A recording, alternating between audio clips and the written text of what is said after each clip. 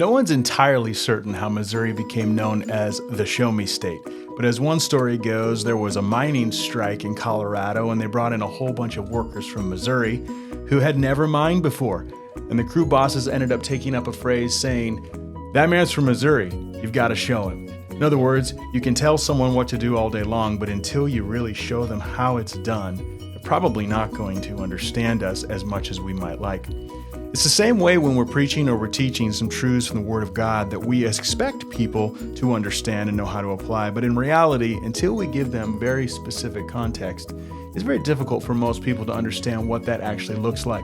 So this week, as you're preparing your message, put it through a grid. What would that look like for a single mom? What would it look like for a dad who's working 2 jobs? What would it look like for a high school student?